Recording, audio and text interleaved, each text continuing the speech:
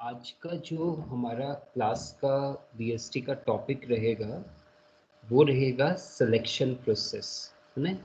हमने staffing process देखा था। अगर आपको रिकॉल है पॉइंट्स, तो पहला पॉइंट स्टाफिंग प्रोसेस में होता है estimation of man power requirement. Clear. सबसे पहले हम अपनी ऑर्गेनाइजेशन में ये जानने की कोशिश करते हैं कि हमारी ऑर्गेनाइजेशन में कितने लोगों की आवश्यकता है और हमारी ऑर्गेनाइजेशन में कितने लोग काम कर रहे हैं और कितने और अतिरिक्त हमें चाहिए। So that was the first step of the staffing process, that was estimation of manpower requirement. Estimation of manpower requirement के बाद हम रिक्रूटमेंट में जाते हैं और रिक्रूटमेंट का मतलब होता है invitation to offer. Clear. We invite people to apply for the job. तो second step of staffing process आपका था रिक्रूटमेंट, जिसमें हम लोगों को इनविटेशन देते हैं एडवर्टाइजमेंट के थ्रू और किसी मैकेनिज्म के थ्रू कि लोग हमारी वैकेंट पोजीशन के लिए एप्लीकेशन दें। अब रिक्रूटमेंट हो गई, लोगों की एप्लीकेशन हमारे पास आ गई। अब उन एप्लीकेशन के आने के बाद आपका स्टाफिंग का third step third step perform होता है, जिसको हम सिलेक्शन प्रोसेस कहते हैं।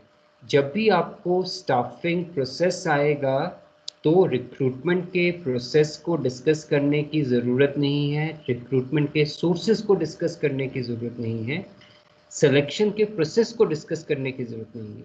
जब केवल स्टाफिंग प्रोसेस आएगा तो उसकी सारी step only is to be explain. Clear. अगर सिलेक्शन उसमें है तो सिलेक्शन का केवल meaning is to be involve there. Recruitment है तो रिक्रूटमेंट का meaning is to be covered, the concept is to be covered, not कि रिक्रूटमेंट के सोर्सेज क्या हैं। वैसे ही सिलेक्शन का प्रोसेस क्या है। तो रिक्रूटमेंट के अगर सोर्सेज होंगे तो वो अलग से आपसे क्वेश्चन में पूछे जाएंगे, और सिलेक्शन का भी प्रोसेस होगा तो भी आपसे अलग से पूछा जाएगा। तो ये चीज़ ध्यान रखिएगा, सिलेक्शन प्रोसेस स्टाफिंग प्रोसेस का थर्ड स्टेप है। सिलेक्शन भी अपने आप में एक प्रोसेस है जिसमें आपकी स्क्रीन पे 8 पॉइंट्स दिख रहे हैं।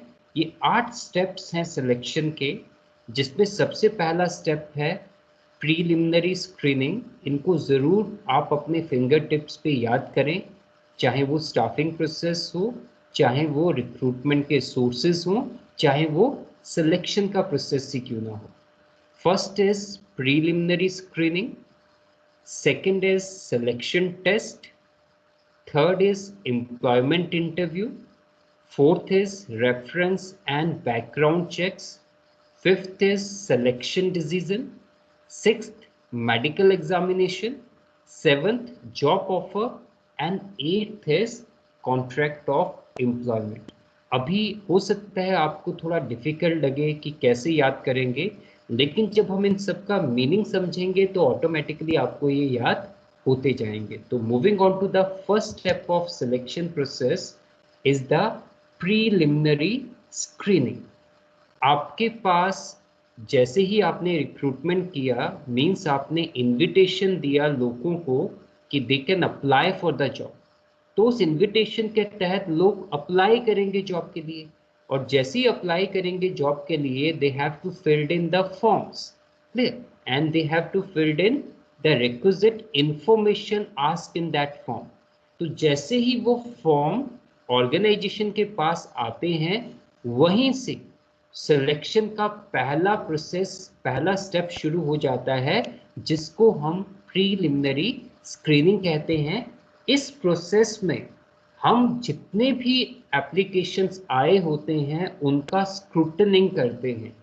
जो जो एप्लीकेंट हमें क्वालिफाइड, हमारी ज़रूरत के अनुसार लगते हैं, as per the advertisement, as per the qualification required, उनके फॉर्म को हम अलग कर देते हैं। और जिस फॉर्म में कोई गलती पाई जाती है, क्वालिफिकेशन मैच नहीं होती है as it is been asked, उन फॉर्म को हम अलग कर देते हैं। तो preliminary screening is basically a scrutining of application form sent by a applicant. So preliminary screening helps the manager to eliminate unqualified or unfit job seekers. The information supplied in their application form. So that is the first step of selection process, that is preliminary screening. Recruitment means advertisement. Advertisement के तहत लोगों ने form भरे, अब उन form को scrutinise किया, वो प्रीलिमिनरी स्क्रीनिंग हो गया। अब प्रीलिमिनरी स्क्रीनिंग के बाद जो हमारे पास सिलेक्टेड एप्लीकेंट बचे, अब हमें उनमें से सिलेक्शन करनी है, तो उनकी सिलेक्शन के लिए हम सिलेक्शन टेस्ट रखते हैं।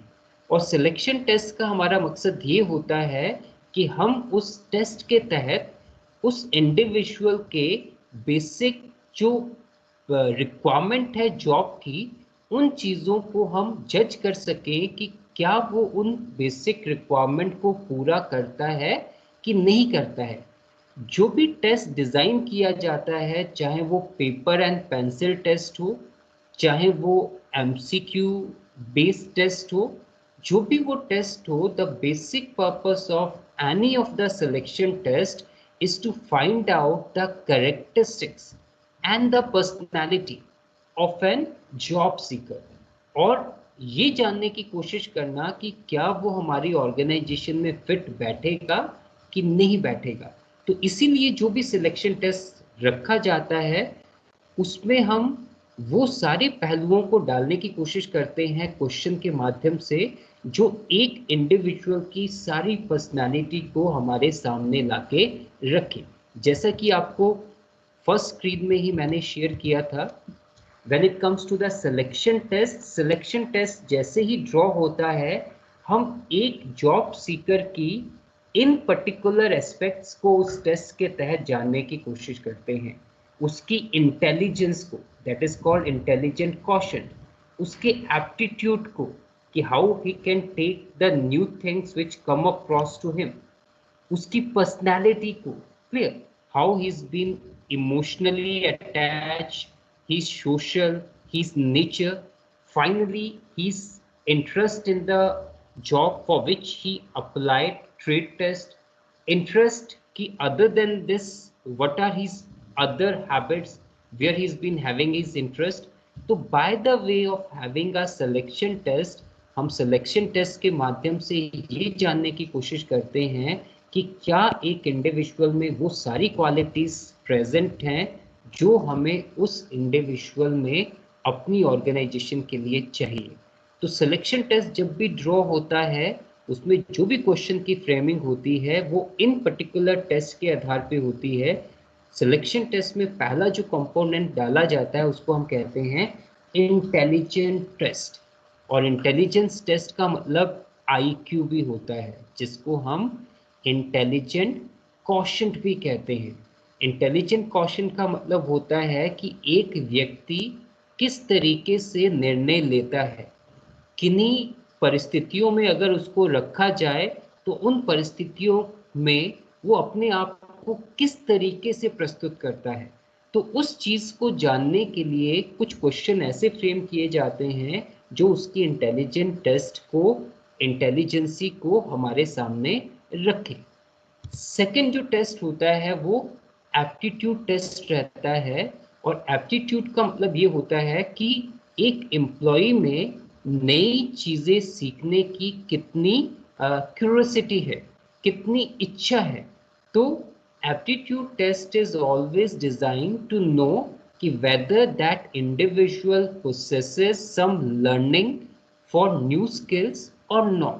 सो एप्टीट्यूड टेस्ट का करवाने का मकसद यही होता है कि हम ये जान सकें कि अगर हमारे इन्वायरमेंट में, हमारी ऑर्गेनाइजेशन में अगर चीज़ें बदलती हैं तो वो उन बदलावों को अपने आप में ढाल पाएगा कि नहीं डाल पाएगा।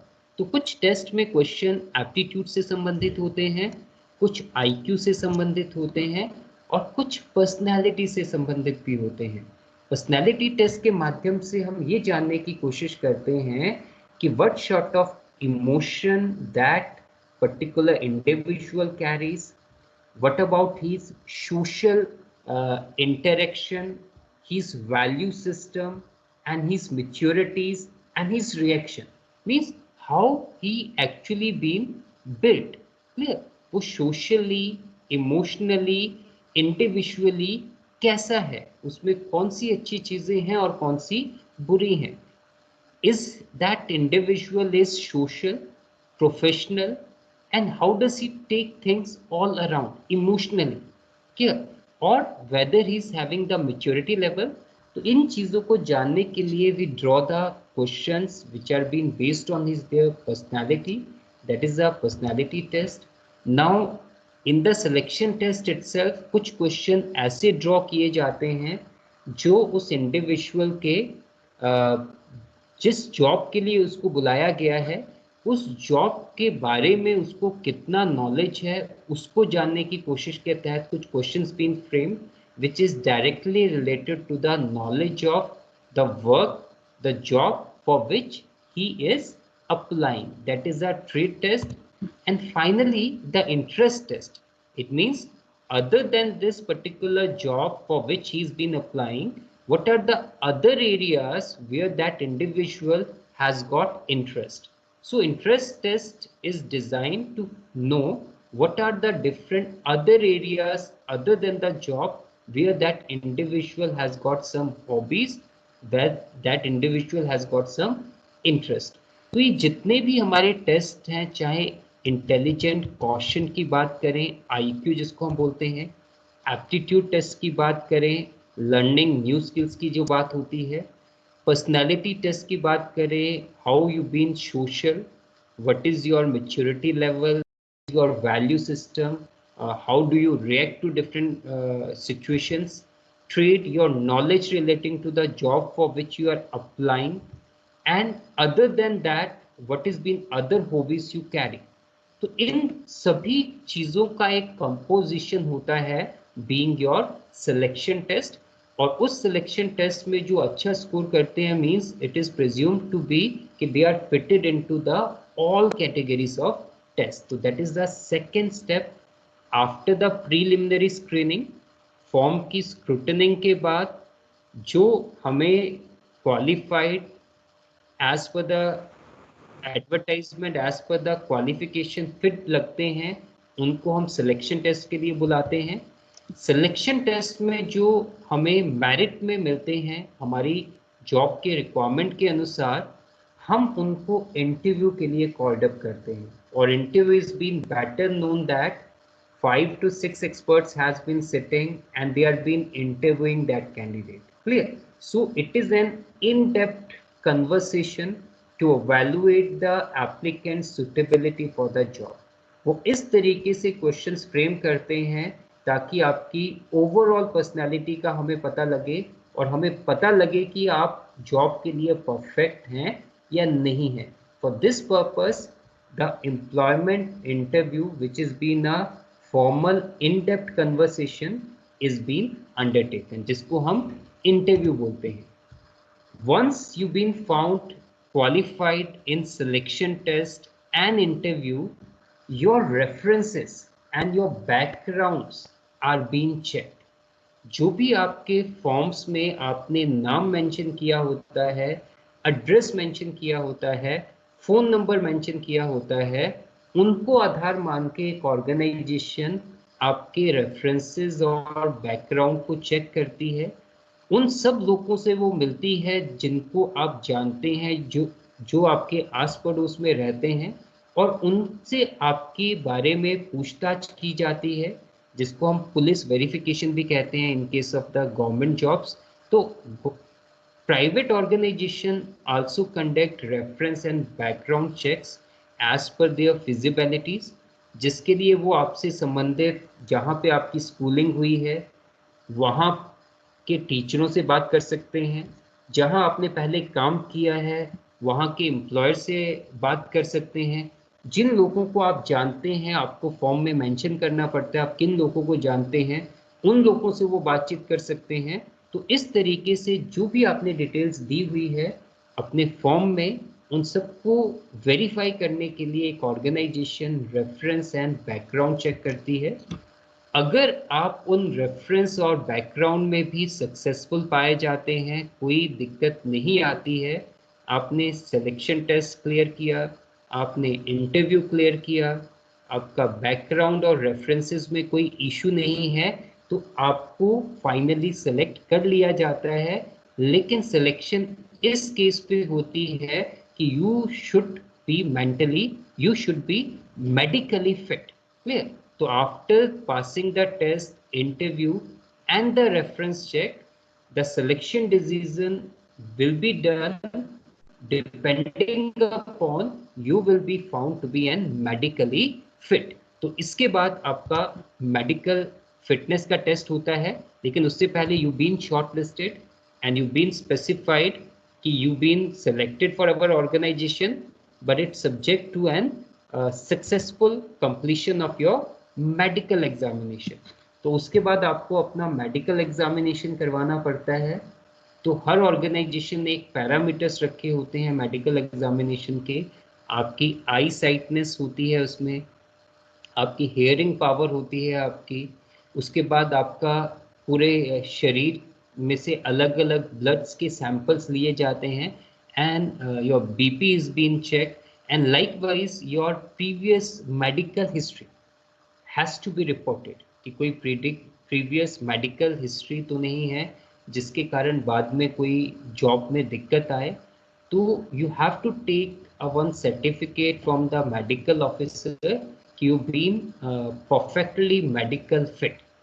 Once your medical certificate is been obtained, you've been straightforward given an job offer. Job offer को हम एक letter of appointment भी कहते हैं। It is a finally a confirmation of your job. You've been given the job position in that organization.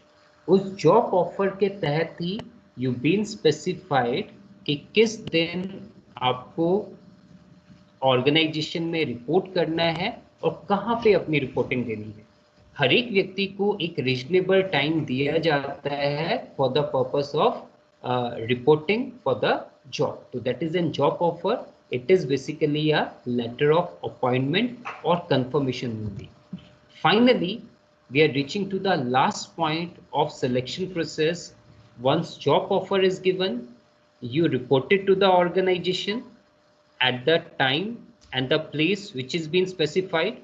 Now you have to be agree and to give sign on contract of employment. जैसे ही आप उस organisation को join करेंगे, आपसे एक contract of employment भराया जाएगा। उस कॉन्ट्रैक्ट ऑफ एम्प्लॉयमेंट में कुछ टर्म्स एंड कंडीशंस होंगी जिनमें आपसे एक्सेप्टेंस ली जाएगी। उस कॉन्ट्रैक्ट ऑफ एम्प्लॉयमेंट में ही आपको बताया गया होगा कि आपका जॉब क्या होगा, आपकी ड्यूटीज़ क्या होंगी, आपकी रिस्पॉन्सिबिलिटीज़ क्या होंगी, आपकी रेमुनरेशन कितनी होगी, आपकी सैलरी कितनी होगी, क्या क्या आपको अलाउंसेस होंगे जो एडमिसिबल होंगे, कितने घंटे आपका काम रहेगा, कौन कौन सी लीव आपके लिए एडमिसिबल हैं, और किस तरीके से you have to carry down your work and what can be the termination related conditions also. तो एक जॉब से रिलेटेड सारी टर्म्स एंड कंडीशंस पे आपसे फाइनली एक साइन लिए जाते हैं। जिस कॉन्ट्रैक्ट लेटर पे ये साइन दिए जाते हैं, उस कॉन्ट्रैक्ट लेटर को हम कॉन्ट्रैक्ट ऑफ एम्प्लॉयमेंट कहते हैं। तो इस तरीके से हमारा सिलेक्शन प्रोसेस कंप्लीट होता है। This is all for today's class. Thank you very much.